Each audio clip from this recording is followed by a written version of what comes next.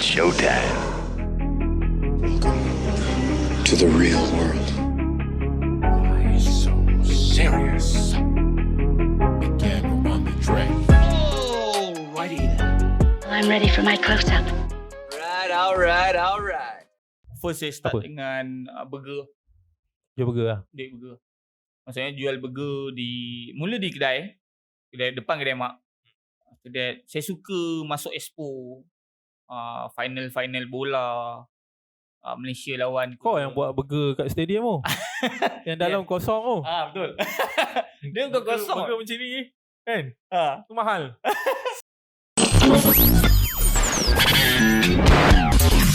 You are now listening to Big Ed's Big Story Podcast. Hai guys, kembali lagi kita dalam podcast Big Story untuk siri yang keempat. Kali ini aku jemput satu tetamu yang dah lama aku nak jemput. Aku tahu dia ada audience yang banyak dari kalangan orang-orang muda yang follow sebab nak baca ataupun nak lihat konten bisnes.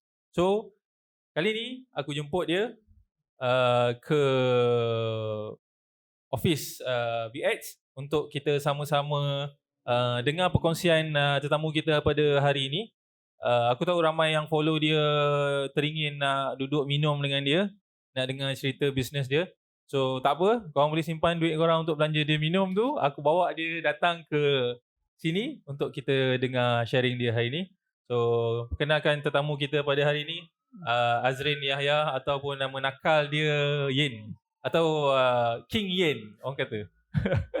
So Yin, apa khabar? Alhamdulillah baik. Assalamualaikum semua. Sihat? Sihat Alhamdulillah. Bisnes macam mana okey? Business so-so okey lah. Nak bet. Okay. Boleh lah. So, korang kena tahu kalau zaman-zaman sekarang, waktu sekarang ni kalau kita tanya orang bisnes okey ya? Kau tanya first time dia jawab okey tu sebenarnya tu bukan jawapan yang sebenar. Kalau aku tanya banyak kali baru dia cakap ada masalah. So tapi tak apa. Sebab kena King Yen, so King Yen yang okeynya. So first macam ni Yen. Okay. Aku kalau jumpa orang-orang bisnes ni ataupun orang-orang yang hebat lah, aku teringin nak tahu apa sejarah dia waktu dia kecil. So boleh kau cerita sikit kau lahir kat mana, family kau jenis macam mana, berapa orang adik-beradik? Okey, boleh. Saya dilahirkan pada tahun 1990 di Hospital Batu Pahat, Johor. Oh, JDT kan kau ni? JDT. Bangsa Johor. Luaskan kau semua. Jadi saya dilahirkan di sana dan dibesarkan selama 3 tahun. Maksudnya sehingga umur 3 tahun di Johor. Dibesarkan oleh nenek dengan atuk saya di Batu Pahat, Johor. After that kau duduk rumah nenek kau? Yes, rumah nenek. Sebab masa tu mak baru nak start berniaga kat KL. Untuk anak sulung belum ada masa dan juga wang lah. Waktu tu, zaman tu lah. 1990 tu saya dibesarkan di Johor sampai umur 3 tahun. Okay. Lepas 3 tahun baru. Waktu tu family kau kira pertengahan ke, kaya raya, kayangan ke, ataupun pendapatan yang bawah lagi? Dia boleh dikatakan kais pagi makan pagi, kais petang makan petang lah. Waktu tu peribahasa? Peribahasa. sebab waktu tu apa saja yang dapat itulah yang kita makan lah. Umpama macam tu lah. Ayah pun kerja waktu tu constable, polis. Gaji pun sebulan 350 baru. Tapi kat KL lah? Kat KL lah, setapak lah. Balai Polis setapak lah. Dekat yang sini lah. Okay, kalau apa-apa hal jadi kat sini, BS ni kat setapak kan. So apa-apa hal jadi boleh petik ayam kau. Jangan lah. Tak digalakkan lah sama sekali. Okay, so mak kau berniaga kat KL. Kau dekat kampung. Umur 3 tahun. Lepas tu? 3 tahun baru mak ambil lah. Duduk kat Balai Polis setapak waktu tu. Quarters lah? Quarters, yes. Quarters polis. Apa namanya? Barrack polis lah. Barrack polis lah. Barrack polis waktu tu. Okay. Kita stop kat situ. Okay. Aku nak tanya, betul kau orang cakap kalau budak-budak barrack polis mesti terkejal. Dia kita ada yang senonoh lah. Tak semua. Pengalaman saya duduk dalam barrack polis, ada lah budak nakal ni. Dia di kategori nakal lah. So, Pak Polis kan. Jadi dia takut Kira apa? jalan berkepak lah. Jalan berkepak anak sikit polis, lah kan. Tapi tak semua. Contoh Aku bukan nak offend anak polis ke apa. Sebab bapak aku pun anak polis dan duduk dekat barek polis juga. So daripada cerita-cerita urban legend ni macam tu lah. Anak polis mesti cerita kejam. Kira barek tu kira apa? Kira kawasan hitam lah. dulu. Sekarang dah rasanya tak tahu lah. Sekarang rasanya tak kot. Tak tahu. So sejak daripada tu dah tak duduk dengan nenek lah. Sejak umur 3 tahun dah mulalah berduduk dengan family lah. Mak dengan ayah. Lepas selang 3 tahun tu pun Sekolah semua kat KL lah. Sekolah saya mula pada Tadika Kemas di area Setapak. Okay. And then sekolah rendah di Sentol, Lasal Sentol 2. Itu saya start. Budak Lasal pun terkejar kan? Yes. Sebab aku ingat dulu kalau sekolah, kalau ada pertandingan apa-apa yang inter district ke kan. Zone lah. Kalau budak Lasal ni ke racing pergi sekolah macam bukan nak pergi sekolah, macam nak pergi bergaduh. Itu betul lah. Betul. Sekolah rendah dah start main lumbung. Dah start cari lumbung untuk mandi. Oh. Sekolah rendah awak tu.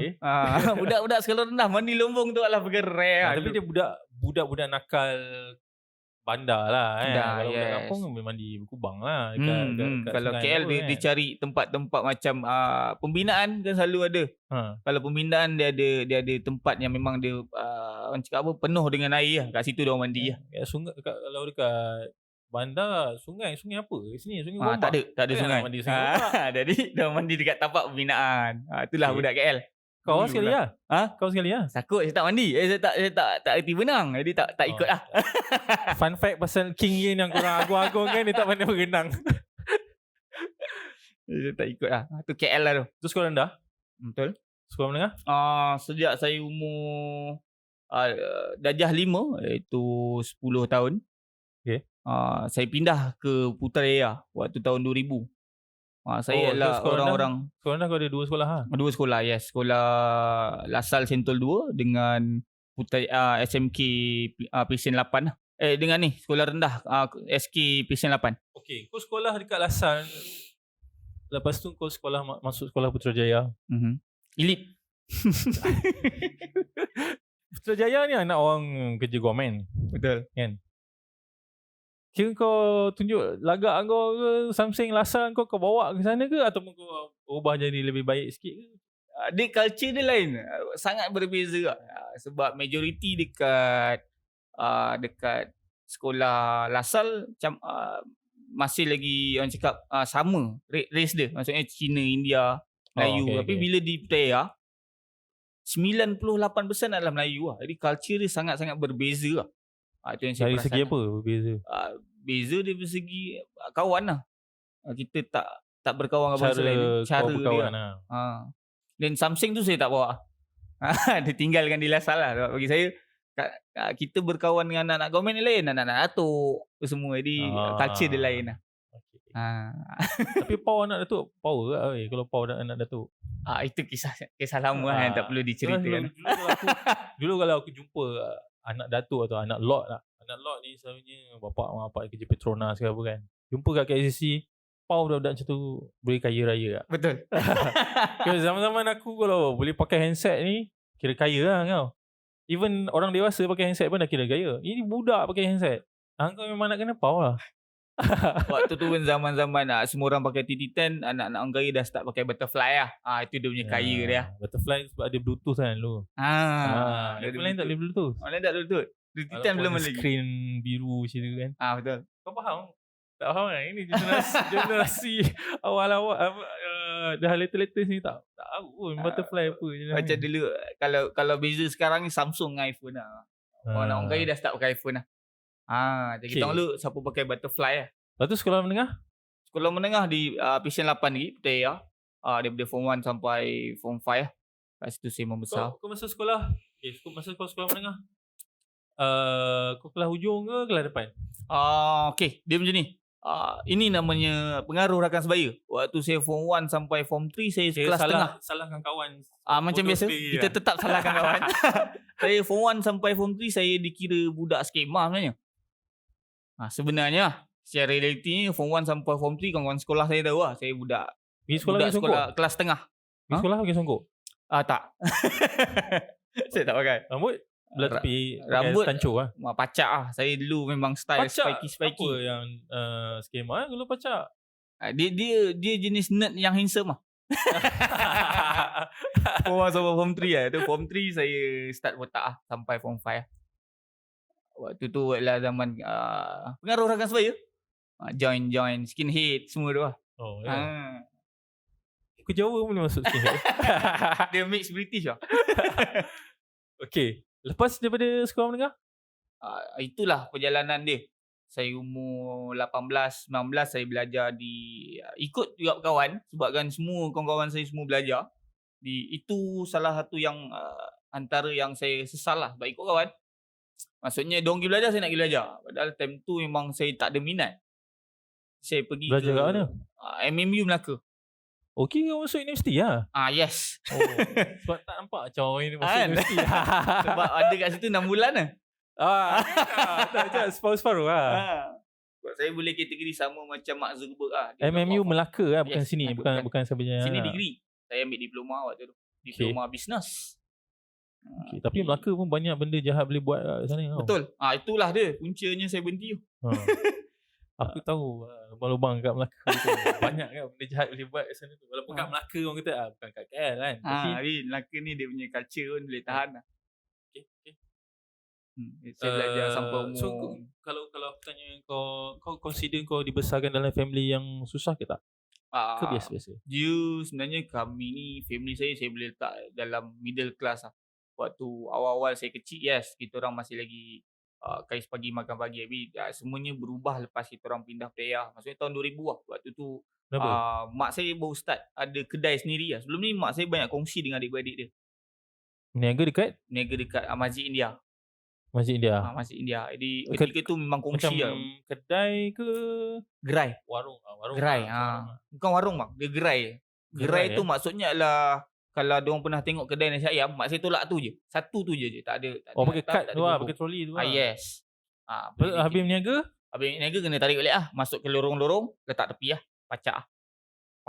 Aku selalu tanya kan, kalau yang berniaga macam tu, tak kena roket dia punya barang-barang berniaga? Dia barang roket tu memang waktu saya kecil saya memang nampak culture tu lah. Sebab dulu besi-besi tu semua kan? Takkan orang tak nak ambil kan? Payung kan? Memang kena roket. Tapi sebab tu ada orang yang jaga lah di situ. So kau bayar macam mak kau bayar orang yang duduk kat lorong tu untuk tengok-tengok kan? Mak Gen ramai bang KL dulu. Habis tu kau bayar dia lah untuk dia. ni. Boleh percaya lah. Dia nak percaya tak percaya dah Kan ada dia duit. pun kepala dah tak tahu mana satu warung orang mana. Kebanyakan dia kenal bang lah. Oh kenal ya. Waktu zaman-zaman tahun 90 lebih lah. 98, Masjid 97 India. lah. Lepas tu dah pindah Putrajaya, masih lagi berniaga kat Masjid India ke macam mana? Tahun 2000 pindah ke Ceras Indah. Tu start dia. Okay. Tahun 2000 mak saya start, mak mula ada kedai sendiri apa semua. Okay, aku mungkin kenal mak kau lah. So yang tak kenal mak kau, cuba cerita sikit mak kau berniaga apa? Mak saya memang azalinya memang start berniaga tahun 84 tak silap. Dah datang KL, mak saya hanya ada PMR, SRP ada panggil waktu tu. And then umur 16 dah ada di KL lah. Sampai dia kahwin. Kahwin pun dengan orang Johor juga tapi jumpa kat KL. Okay. And then mak saya pun memang berniaga. Itu saja yang dia buat. Berniaga ayam tofu lah, berniaga makan lah, berniaga air lah ketika di Masjid India. Memang jalan tar tu memang adik-beradik mak ramai lah. Maksudnya mak kau ada buka kedai makan, adik-beradik dia pun ada buka kedai makan lain. Ada kongsi. Sambung sekali lah. Sambung sekali lah. Okay, kongsi. Okay. Ada juga ketika zaman kegemilangan lah waktu tu depan kalau sekarang Jekyll. Okay. Jekyll, bangunan Jekyll tu ada satu tapak depan hotel. Dulu hotel dulu. Sebelum Jekyll ambil. Ada food court. Ada Jekyll yang first sekali. Oh, Jekyll yang first. Okay, kat dalam kat Maybank. Sebelah tu ada hotel. Sebelah hotel tu lah kedai mak dengan adik-adik mak lah. Tu zaman kegemilangan sebab waktu tu kita orang deal banyak pelanggan kami daripada Brunei, Thailand, Indonesia. Okay. Elit lah. Waktu mak kau niaga makan ni kan, apa yang kau ingat kau tengok? Macam mana cara mak kau berniaga? Apa yang yang paling-paling kau ingat? Hari-hari kau tengok kan? Betul. Paling-paling saya ingat, saya memang diasuh untuk bekerja, untuk duit. Daripada mak memang mak punya Kira ajaran. kau memang kau datang kedai untuk tolong mak Yes. Saya tolong mak saya tolong Bila adik kau mak. sekolah semua? Habis sekolah maksudnya ketika umur saya start daripada darjah 2, darjah 3, habis sekolah je dasar tu terus pergi kedai lah. Oh. Hari-hari lah. Itu saya punya rutin lah. Kau buat apa kedai tu?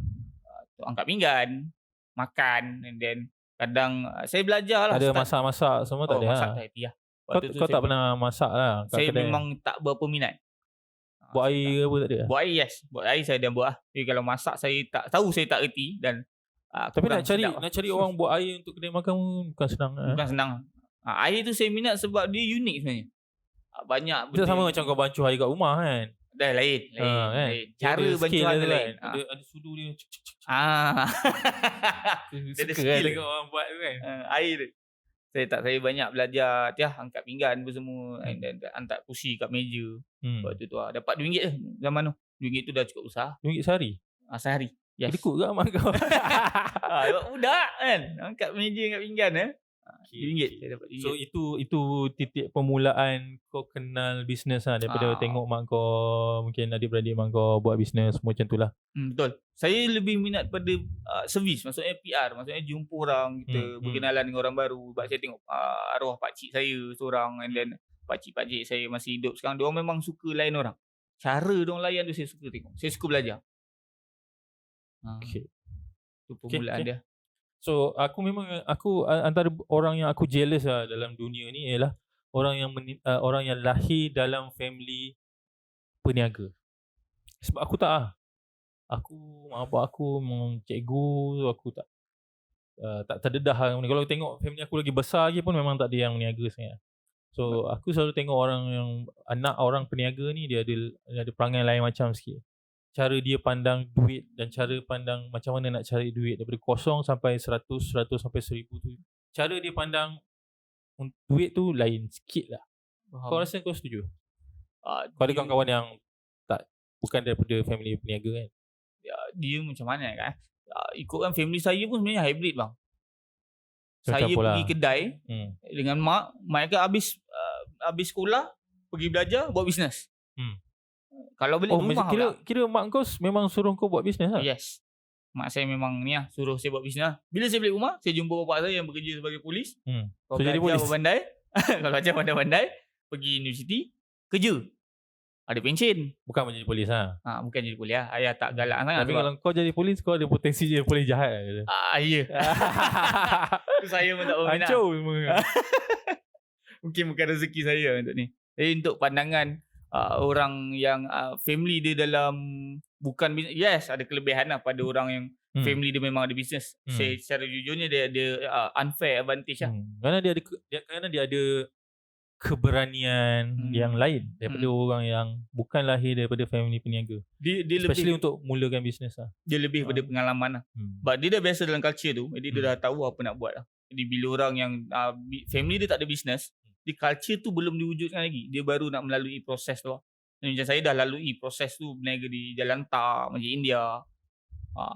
Ketika bulan puasa. Kira orang niaga Masjid India Jalan Tar ni kira kental lah kan. Kena tough lah. Kena tough lah. Sampai sekarang pun kalau kau tengok orang niaga kat Jalan Tar tu, kau tengok macam kena kejar lah, apalah. Tapi esok datang lagi niaga lagi kan. Kira tetap teruskan lagi. Kepala dalam mesti ada batu sikit. Betul. Kan?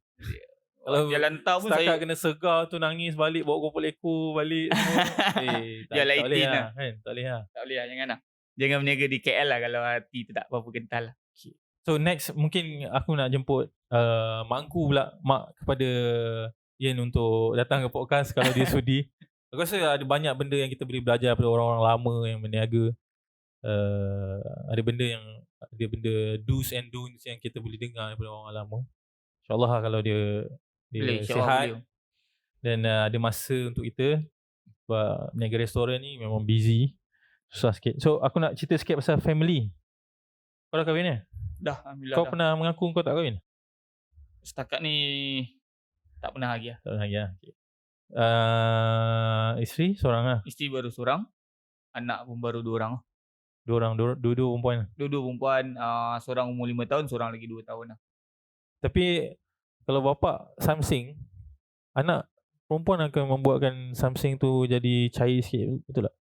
Dia itu saya Ni apa yang aku tengok orang kan, kalau masa muda dia keras ke kan, dia tak pernah buat baik lah, tapi dapat anak perempuan tiba-tiba dia jadi slow sikit lah.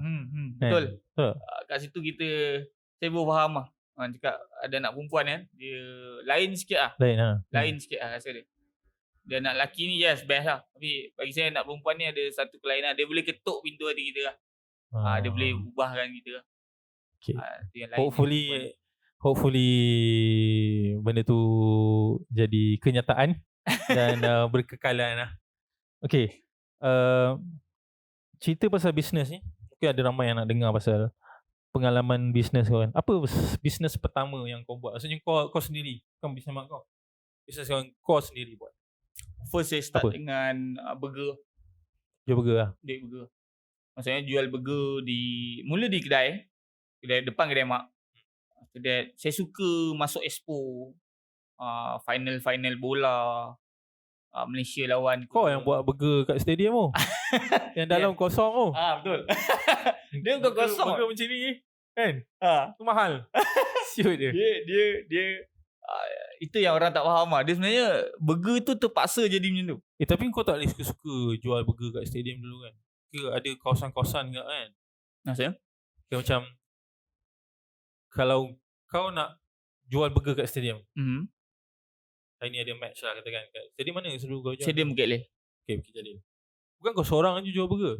Sebelum kau datang nak jual, ada orang lain yang memang dah jual. So ada politik macam dia sebenarnya ni ke? Sebelum ni ke ada langgar ke? Sebelum ni ada politik macam tu. Tapi lepas dah ada dia ada orang cakap ada management dia sendiri. Lepas tu dah hilang lah culture tu. Kau boleh langgar lah maksudnya. Boleh langgar lah. Asalkan bayar duit tapak lah. Tapak mahal. Kena ada lah. Kena ada duit tapak. Tak boleh tapak. masak kat rumah tu, bawa dalam bakul tu burger tak boleh lah. Rainbow lah maksudnya. Kena pukul tak? Dia orang akan marah. Orang akan marah. Aku rasa mesti ada punya benda ni. Dia ada kartel burger dia kan. Kalau kau tak lalu dia, ni mana punya budak ni. Selalunya dia akan ada orang jaga. Yang maksudnya yang rainbow yang tak dikenali tu memang akan disegah. Saya suka ikut jalan yang betul lah. Kira kau jumpa dia punya kartel kepala dia lah. Jumpa kepala dia. Nak jual burger bang, burger saya macam ni. Saya ikut sana, saya tak lalu sebelah sini. Dia tapak tu dia ikut warna. Kalau kat situ dia ada warna, dia ada pintu kuning, pintu merah, pintu hijau. Jadi saya memang duduk kat pintu kuning je lah selalunya. Pintu kuning adalah main lah. Itu mahal lah tapak dia. Jual burger tu dekat pintu ke tak? Kat dalam lah. Kau jalan kan? Dia berjalan? Dekat dalam. Saya memang ada dua tapak. Masuk dalam dan berjalan. Itu ada budak yang pergi buat. Okay. Kenapa tak buat burger sampai sekarang? Okay. Sebab aku kenal ada ramai kat orang jual burger kaya. Betul. Tapi bukan rezeki saya kat situ lah. Rezeki saya sebab dia lambat sebenarnya burger ni. Sebab dia punya, saya kira saya ni jenis sedikit tamak. Banyak aku tengok selalu. Saya terfikir kadang macam burger ni maksimum lah. Kalau kedai burger biasa 200, 300 lah. 200 tu baru bag tu? Kena 2 bag lebih lah. Satu bag tu? Satu bag ada 40 biji lah. Kalau kali RM2 boleh RM80. Betul. Time tu jual burger RM2. First day saya berniaga bang. Saya dapat RM2.20 bang. Maksudnya satu burger lah jual? Satu burger lah. Tu first day saya. Semua kawan kau beli? Ke macam mana? Tak dekat semua lah. Time tu punya happy masak lah. Dia paling benci kalau berniaga burger ni. Kau berniaga burger kat kampung kau sendiri, kat ujung simpang mana ke. Betul kawan-kawan datang lepak main gitar apa semua. Itu jarang lah boleh kaya. Betul. Kawan-kawan nak buat burger sendiri, mayonis lebih, sayur lebih. Lepas tu culture tu saya tak bawa lah. Saya perasan dah benda tu. Dah tak sama lah macam kau buat costing semua kan. Burger habis, duit tak ada. Duit tak ada. Kawan ramai. Banyak buku bil. Buku 55 hutang. Buku 55 tu dah sampai bertingkat-tingkat lah buku tak bayar kan. Saya belajar buat burger pun di Melaka lah. Waktu tu itu yang saya bawa balik lah. Saya tak bawa balik sijil. Masa kau belajar? Masa saya belajar saya bekerja. Saya kerja kat Tesco, saya kerja dengan orang. Kan buat burger tu macam mana? Buat burger apa? Yang mana? Yang ajar saya tu. Masih lagi kekal di depan MMU sampai sekarang. Abang Kamal nama dia. Sampai sekarang dia berniaga depan MMU? Yes. Kita Masih lagi. kena shout out kat Abang Kamal. Terima kasih sebab ajar kau. Abang Kamal memang boleh dikatakan hampir setiap tahun lah saya call Oh ya. sekali lah. Setahun sekali lah saya akan call dan tanya Kau khabar. kau belajar masak burger dengan dia. Yes. Kelakar agak kan sebab tak belajar dengan mak kau. Mak tak. kau niaga Ah, makanan enggak? Itu yang saya punya perangai lah. Saya tak suka sebab ramai agak mak berniaga boleh lah. Mak berniaga boleh lah apa kau dapat ni lah. Tapi saya tak suka. Jadi apa yang saya buat saya pergi Punya kerja kau dengan belajar orang. dengan orang lain lah. Betul. Saya banyak belajar dengan pakcik-makcik saya. Saya kerja dengan orang. Dia kadang-kadang kalau tengok gerai burger tu yang dia burger dia sedap ke tak, dia letak satu kicap tinggi macam ni. Depan dia ada warna oranye. Apa nama kicap? Apa nama dia? Warna oren tahu. Dia akan letak sikit masa buat burger, letak sikit dalam telur kan. Betul. Saya cakap apa benda Itu lah. kicap dia lah. Dia selalu apa Kicap nama apa dia? lah? Kalau disusun depan tu banyak Dia lah, akan kau banyak. pergi beli lah kat dia. Betul. Kalau tak tu macam Itu lambat sikit lah aku macam nak singgah. resepi rahsia lah. Kan? Aku rasa ada politik lah burger-burger ni kan. Gerai-gerai burger ni. Lepas niaga burger? Lepas berniaga burger, saya berniaga burger sampai umur 23. Okay. 23. Berapa tahun tu niaga burger? 3 tahun lah. Dekat? Dekat depan kedai mak agak, Cara Sindah. Lepas tu saya banyak masuk expo. Time UPM, ada peluang je. Ada peluang je saya masuk lah. And then match bola semua tu sampai saya umur 23, 24 lebih kurang. And then saya kahwin pada umur 25. Okay. Waktu tu saya bawa sebagai peniaga burger lah. Maksudnya saya jumpa family mertua dia sebagai Okay.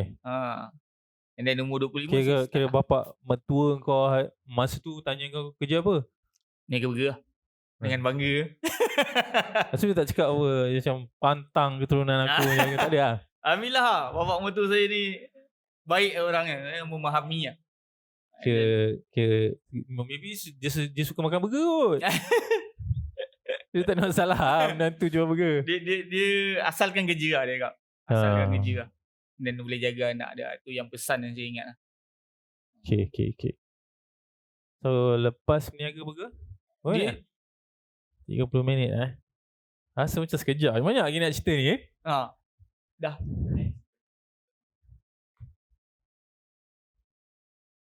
Okay, ngam. Okay, kita berhenti dulu kat sini. Sebab dah 30 minit punya kita sembang baru. Opening je. Baru intro je. Baru. Tak banyak lagi. Lepas ni kita akan cerita banyak lagi pasal Rian dengan bisnes dia. So, kita jumpa lagi di episod yang kedua.